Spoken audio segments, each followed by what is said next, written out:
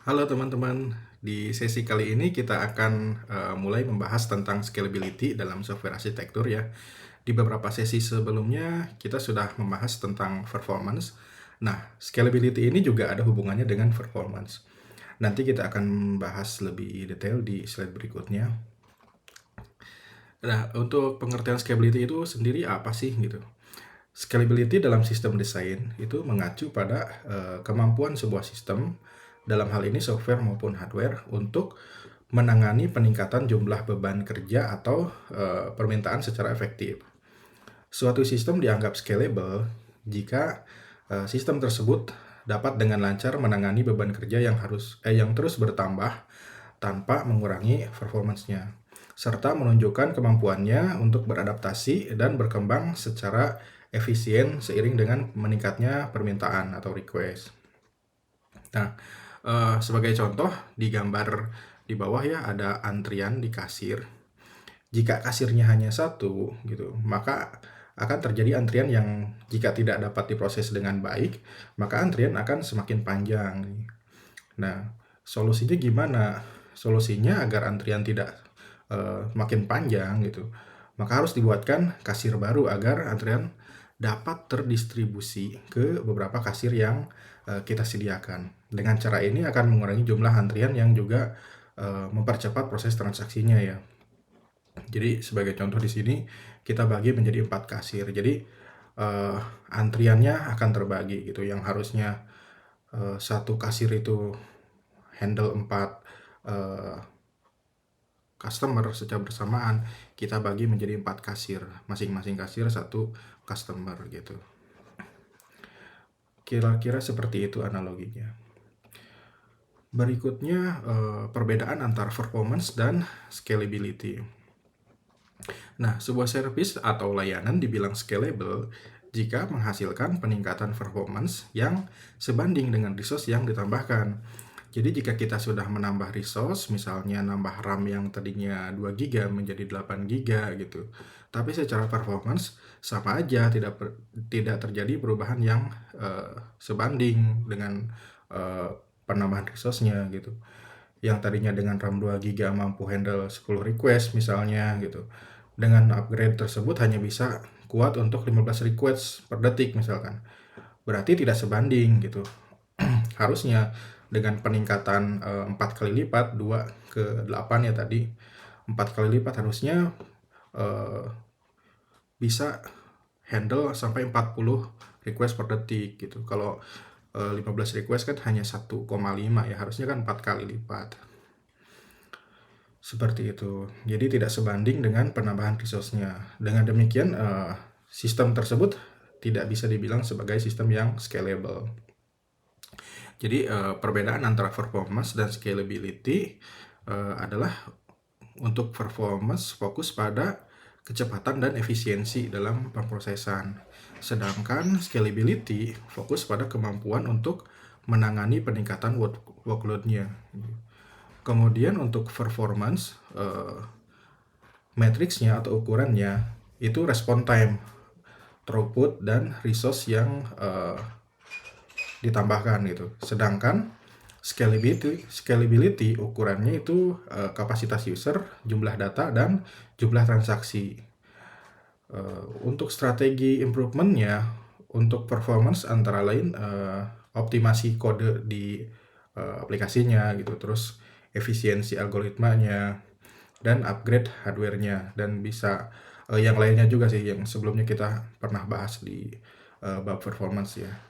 Sedangkan untuk scalability itu menambahkan resource, service oriented arsitektur, microservice, efisiensi distribusi data gitu, dan load balancing gitu. Nah, cara lain untuk melihat perbedaan performance dan scalability itu adalah jika sistemnya lambat untuk handle satu user, maka dipastikan itu masalahnya di performance. Tapi jika sistem cukup cepat untuk handle satu user, tapi lambat untuk handle banyak user atau heavy load gitu, sekaligus banyak user secara bersamaan, maka masalahnya ada di scalability. Jadi perbedaannya itu. Jadi untuk performance, kalau handle satu user itu udah lambat, berarti itu masalah di performance. Tapi kalau handle satu user itu udah cepat, performance-nya bagus, response time-nya bagus untuk handle satu user, tapi untuk handle 10 user misalkan udah mulai lambat gitu, nah itu ada masalah di scalability-nya. Kira-kira seperti itu perbedaannya. Kemudian, nah scalability itu dibagi dua ya. Jadi ada vertikal dan horizontal. Untuk vertikal disebut juga scale up. Ini lebih ke menambah resource dalam satu server untuk meningkatkan kapasitasnya, atau biasa kita sebut juga upgrade gitu. Misalnya upgrade CPU, RAM, storage, atau komponen lainnya. Kelebihannya lebih mudah untuk diimplementasi, nggak banyak perubahan dari sisi aplikasinya gitu. Nah, cuman kekurangannya terbatas pada seberapa tinggi servernya bisa di-upgrade. Misalkan motherboardnya hanya support sampai 32 GB doang gitu RAM-nya. Ya hanya segitu yang bisa di-upgrade gitu kan. Kemudian resiko downtime juga. Karena ada potensi kita harus mematikan server atau restart servernya ketika melakukan upgrade. Kemudian ada potensi cost yang tinggi juga untuk komponen hardware yang high-end. Kemudian untuk horizontal scaling atau horizontal scalability disebut juga scale out, lebih ke menambah server atau bisa mendistribusikan load ke multiple resource. Dengan cara ini bisa menangani peningkatan beban yang lebih signifikan dengan menyebarkan beban kerjanya gitu. Kelebihannya dapat melampaui batas satu server gitu kan, meningkatkan toleransi kesalahan dan redundansi, dan dapat lebih hemat biaya dengan menggunakan spek hardware yang biasa. Kekurangannya lebih ke kompleksitas untuk kompleks gitu kan untuk diimplementasi gitu. Jadi banyak hal yang harus diubah ketika kita menggunakan horizontal scaling. Mungkin memerlukan perubahan di sisi aplikasinya untuk mengolah data dan mendistribusikan beban kerjanya gitu. Terus butuh manajemen dan monitoring yang lebih rumit juga. Seperti itu. Kemudian, nah ini contoh untuk gambaran bagaimana vertikal dan horizontal scaling ya. Sebelah kiri ini vertikal, jadi menambah resource dengan upgrade komponen hardware-nya. Sedangkan sebelah kanan ini horizontal dengan menambahkan atau menduplikat hardware yang sama menjadi beberapa node atau server, sehingga beban kerjanya dapat terdistribusi. Sebenarnya ada selain dua ini, ada juga metode tambahan lain, yaitu diagonal scaling namanya. Ini kombinasi antara vertikal dan horizontal. Jadi selain upgrade komponen hardware-nya juga menduplikat menjadi beberapa server. Misalnya nih, tadinya ada 4 CPU dan 8 GB RAM gitu. Terus di-upgrade menjadi 8 CPU dan 16 GB RAM. Dan kemudian di horizontal scale supaya beban kerjanya bisa terdistribusi gitu. Jadi kombinasi antara vertikal dan horizontal. Kemudian ada juga yang namanya elastic scaling. Nah, ini bisa kita sebut juga atau biasa disebut juga auto scale. Ini lebih ke kemampuan dalam mengelola scalingnya. Jadi, baik itu horizontal maupun vertikal, dengan elastic scaling ini bisa otomatis upgrade atau downgrade sesuai dengan kebutuhan. Misalkan untuk use case-nya ketika terjadi atau kita mengadakan flash sale gitu.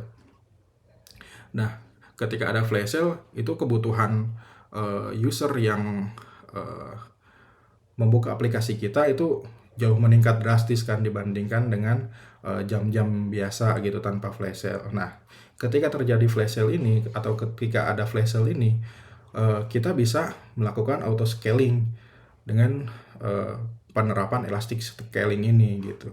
Jadi ketika ada flash sale, otomatis resource-nya akan bertambah. Nah, kemudian ketika flash sale-nya selesai, resource-nya akan berkurang lagi. Seperti itu. Kemudian, nah ada namanya reverse proxy. Nah, dalam implementasi horizontal scaling, itu nggak serta-merta request dari klien ke server langsung terbagi sesuai beban kerjanya ya. Jadi nggak sesimpel gambar yang sebelah kiri gitu. Karena dari klien tidak tahu alamat masing-masing servernya, nggak tahu IP masing-masing servernya gitu, nggak tahu domainnya apa gitu kan. Nah, yang aplikasi klien tahu itu hanya satu alamat aja gitu. Jadi harus ada jembatan yang menyediakan alamat yang dikasih ke klien gitu. Jadi dari klien cukup mengakses ke jembatan atau gateway tersebut. Jadi gateway ini yang akan memecah request dari klien yang kemudian di forward ke beberapa backend server seperti gambar yang sebelah kanan ya. Nah, ini yang disebut reverse proxy. Jadi dia sebagai jembatan antara klien dan server yang mendistribusikan request yang masuk ke beberapa server gitu. Selain sebagai pendistribusi request atau load balancer, reverse proxy juga dapat berperan untuk security ya. Misalnya kita bisa pasang firewall, rate limiter gitu. Terus bisa pasang filter request juga. Kemudian ada fitur health check juga. Jadi untuk memastikan request didistribusikan ke server yang tersedia gitu. Terus ada caching. Jika ada request yang sama, misalkan bisa langsung dibalikan respon tanpa harus di forward ke backend servernya. Kemudian ada compression juga, jadi outputnya bisa dikompres untuk menghemat bandwidth dan mempercepat load time gitu. Dan juga ada SSL termination. Oke, ada dua prinsip dalam scalability, terutama untuk horizontal scaling ya, yaitu ada decentralization dan independence. Decentralization ini atau desentralisasi adalah konsep di mana kita tidak mengandalkan satu komponen aja gitu untuk menangani semua proses. Misalnya untuk user interface, business logic atau backend-nya dan database kita pisah servernya nih gitu. Jadi nggak dijadikan satu server yang sama gitu. Ini memungkinkan sistem kita untuk lebih fleksibel dan mampu menangani beban kerja yang lebih besar dengan lebih efisien. Nah, lalu apa hubungannya dengan monolith is an anti-pattern for scalability gitu kan? Karena dalam sistem aplikasi monolith, semua fungsi dari pengelolaan database, pengolahan logik bisnisnya, sampai ke user interface, semuanya dicampur jadi satu kesatuan yang besar dan kompleks gitu. Makanya untuk aplikasi dengan sistem monolith itu tidak scalable. Karena kebalikan dari prinsip desentralisasi ini gitu. Jadi kalau sistem monolith itu lebih sulit juga untuk kita scaling kan. Ketika kita mau update atau kita mau upgrade itu harus semuanya. Jadi bisa mati total aplikasinya gitu atau sistemnya gitu. Harus kita matikan total, ada downtime di situ. Nah, itu yang kita hindari gitu kan. Kemudian ada prinsip berikutnya, independence. Ini berkaitan dengan kemampuan setiap bagian atau komponen dalam sistem untuk beroperasi sendiri tanpa perlu bergantung pada bagian lain dalam sistem gitu kan. Nah, yang mungkin akan menjadi halangan dalam prinsip independen ini adalah adanya shared resource dan shared mutable data yang bisa mengakibatkan bottleneck kalau kita pakai secara bersamaan atau secara berbarengan gitu. Makanya untuk prinsip independen ini lebih ke konsep nanti service oriented dan atau microservice ya, di mana masing-masing service sudah tidak lagi ketergantungan.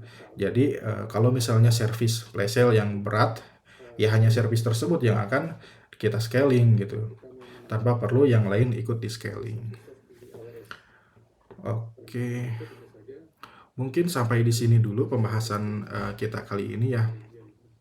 Di sesi berikutnya kita akan membahas lebih dalam lagi tentang scalability, ada replication, ada partitioning, dan lain-lain ya. Mungkin ada eh, microservice juga nanti mungkin akan dibahas gitu.